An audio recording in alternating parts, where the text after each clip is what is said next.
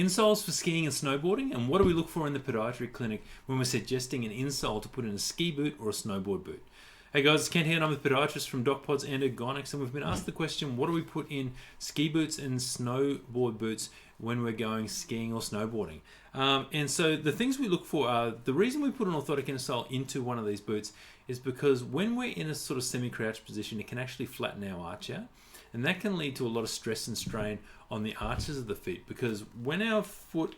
is in a nice neutral position, so it's not rolled in, it's not rolled out, and there's no, and our tibia and fibula are at 90 degrees to the ground, that's the least strain that we're going to put on any of the ligaments and muscles and joints in the arch. But if our foot rolls in and the arch collapses, or we lean forward in that crouch position and our calves are tight and it causes our arch to collapse,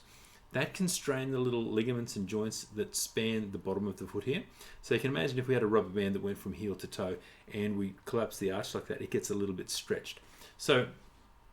what we look to do in a ski boot or a snowboard boot is raise the arch up and just keep that foot in a neutral position, so not rolled in, not rolled out. And then even if we lean forward a little bit, our arch doesn't collapse and our arches won't burn as much. So the features we look for in an orthotic insole is obviously an arch support down the inside, or a medial arch support,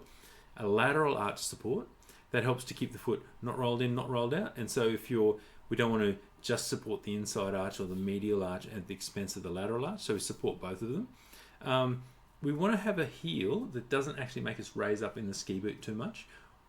because this will help us sit down and the boot will actually fit more comfortable and the heel counter will actually match our heel.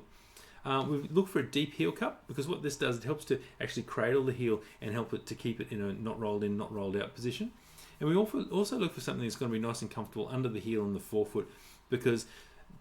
some of the runs are actually quite long in the downhill side of things. We want to make sure that we're not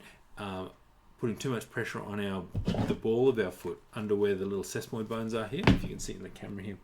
you can see these little sesamoid bones. We don't want to put too much pressure on theirs or any of the particular tubercles around the heel, so they'll become painful, and then after a few days of skiing you'll start to notice you get some aches and pains. So they're the basic things we look for. We also look for a full length inner sole, so we can take the insole that's in our ski boot out and pop this one in. And it's really important to make sure we get the right depth of insole, so that it matches the one we remove from the ski boots, so it doesn't make it too tight, or we might have to go up half a size in a ski boot. But that's basically in a nutshell what we look for when we're fitting a ski boot or a snowboard boot with an off-the-shelf orthotic insole like the Ergonx Ultra Soft here. This is our choice for most ski boots and snowboard boots because they're really long lasting. They've got an antimicrobial upper, so they'll help to limit how much your feet smell if you're doing tons and tons of skiing and you're getting really sweaty feet, and they'll make your feet more comfortable on the ski runs.